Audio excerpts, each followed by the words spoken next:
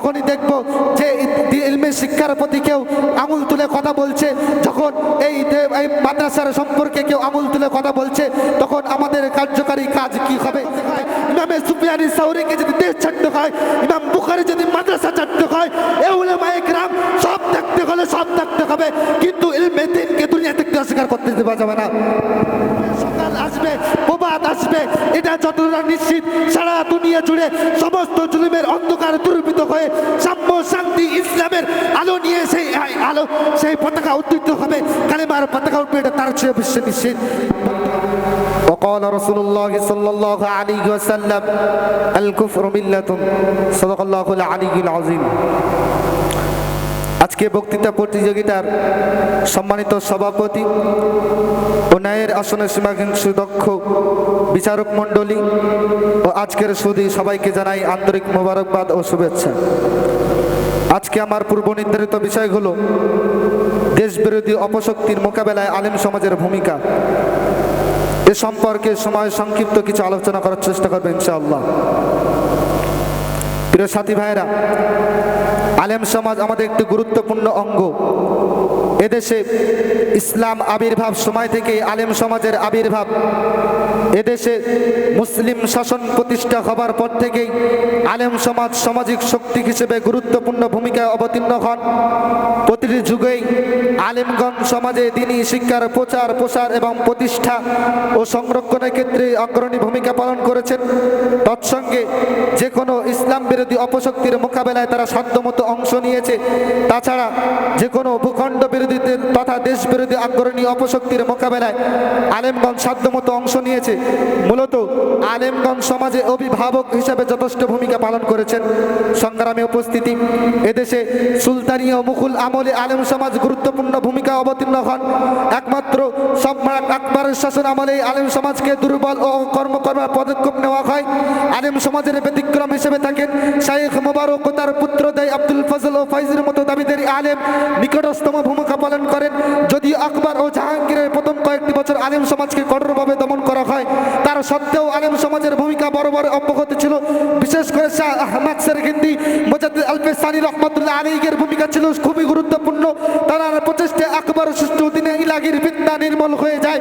British শাসনামলে প্রথম 100 বছর আলেম সমাজ বিশেষ একটা গুরুত্বপূর্ণ ভূমিকা অবতীর্ণ হন। সেই সময় বিশেষ করে শাহ ওলিউল্লাহ সেরহিন্দি, শাহ ওলিউল্লাহ রহমাতুল্লাহ আলাইহির পরবর্তী আন্দোলন সৈয়দ ইসমাইল রহমাতুল্লাহ আলাইহির ও বাংলায় তিতুমুর হাজী শরিয়তুল্লাহ রহমাতুল্লাহ আলাইহির ব্রিটিশ বিরোধী আন্দোলন কার্যকারী ভূমিকা পালন করেন। ধর্মীয় সামাজিক ক্ষেত্রেও এইসব আন্দোলন আলোড়ন সৃষ্টি করে। বন্ধু আমার, এরপর ব্রিটিশের অত্যাচার, জুলুম, নির্যাতন, ষড়যন্ত্রে আলেম সমাজ অনেকটা দুর্বল হয়ে পড়ে।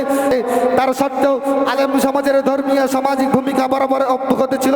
বিশেষ করে হাজী ইমদাদুল্লাহ মুহাজির মাক্কি রহমাতুল্লাহ আলাইহি ও মাওলানা কাসিম নানতুবি রহমাতুল্লাহ আলাইহির নেতৃত্বে দেওবন্দ মাদ্রাসা কেন্দ্রিক দ্বীনি শিক্ষার আন্দোলন হয়েছিল। বাংলায় তিতুমি, বাংলায় হাজী মোহাম্মদ মাহমুদুল হাসান দেওবন্দি রহমাতুল্লাহ আলাইহির নেতৃত্বে রেশমি রোমাল আন্দোলন হয়েছিল। বন্ধু আমার, এরপর যখন আলেম সমাজ যখন তারা ধর্মীয় সামাজিক এভাবে চালাতে থাকে, তারপরেও যখন এই উপমহাদেশে ব্রিটিশ আগ্রাসনের ফলে এর মধ্যে দু ধরনের শিক্ষিত শ্রেণীর জন্ম হয়। 1 নম্বর উলামা শ্রেণী, 2 নম্বর আধুনিক শিক্ষিত শ্রেণী।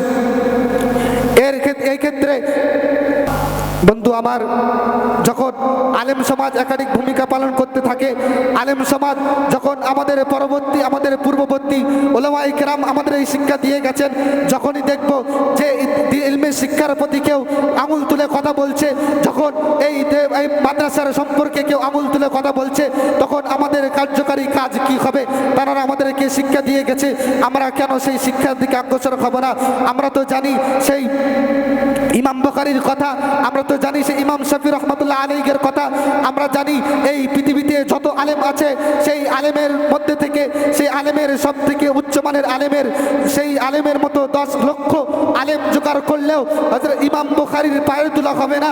এই সে ইমাম আজম আবু হানিফা রাহমাতুল্লাহ আলাইহির ইমাম আবু এই পৃথিবীতে যত রকম আলেম আছে সেই আলেমের মধ্য থেকে যদি 20 লক্ষ আলেম জোগাড় করা হয় তাও ইমামে আজম আবু হানিফা রাহমাতুল্লাহ আলাইহির পায়ের তুলা হবে না। তো ইমামে আবু হানিফা রাহমাতুল্লাহ আলাইহি এত বড় আলেম হবার পরেও যদি তাকে ধিক্কৃত হতে হয়, ইমাম মালিককে যদি ধিক্কৃত হতে হয়, ইমামে আহমদ ইবনে হাম্বলকে যদি জুলুমের শিকার হতে হয়, ইমামে সুফিয়ান সাউরিকে যদি দেশ ছাড়তে হয়, ইমাম বুখারী যদি মাদ্রাসা ছাড়তে হয়, এই উলামায়ে কিরাম সব থাকতে হলে সব থাকতে হবে, কিন্তু ইলমে দ্বীনকে দুনিয়া থেকে অস্বীকার করতে দেওয়া যাবে না। বন্ধু আমার, আমরা মাদ্রাসায় পড়াশোনা করছি, আমরা সকলেই জানি একদিন পড়তে পড়তে সকলে একদিন হাফেজ হব, আলেম হব, কারি হব, মুক্তি হব, পারক হয়ে যাব। কিন্তু আমরা সবাই ভাবি হাফেজ হবার পরে, আলেম হবার পরে মাদ্রাসা থেকে যখন পারক হয়ে যাব তখন ধর্মের মানুষরা আমাদের জন্য দাঁড়িয়ে থাকবে, লাল গোলাপের পাপড়ি নিয়ে তারা দাঁড়িয়ে থাকবে, সবাই আমাদের জন্য লাল গালিচা বিছাবে, সবাই শুধু আমাদেরকে সম্মান দেবে, সবাই শুধু আমাদেরকে মর্যাদা করবে। আমরা যদি আলেম হবার পরে যদি এটা মনে করি তাহলে আমরা ইতিহাস জানি না যে আমাদের ওলামায়ে কেরাম পরবর্তী ওলামায়ে কেরাম তারা কি করে গেছে। আমরা সেদিকে ভ্রুক্ষেপ করব। আমরা জানি না কখন মাদ্রাসা থেকে চলে যাব, আর কয়েকটি বছর হয়তো মাদ্রাসা থেকে বিদায় নেব। আমরা খেয়াল রাখবো সে আলেমদের কথা। আমরা যদি খেয়াল রাখতে পারি আর এবং আল্লাহর প্রতি যদি আশা রাখতে পারি তাহলে ইনশাআল্লাহ সূর্য উঠবে, সকাল আসবে, প্রভাত আসবে, এটা যতটা নিশ্চিত।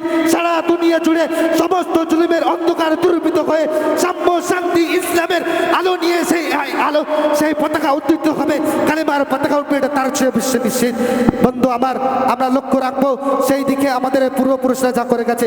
এই বলে আমি আমার সংক্ষিপ্ত বক্তব্য ইচ্ছা করছি। ওয়া আখিরু দাওয়ানা আলহামদুলিল্লাহি রাব্বিল আলামিন। আসসালামু আলাইকুম ওয়া রাহমাতুল্লাহি ওয়া বারাকাতুহু।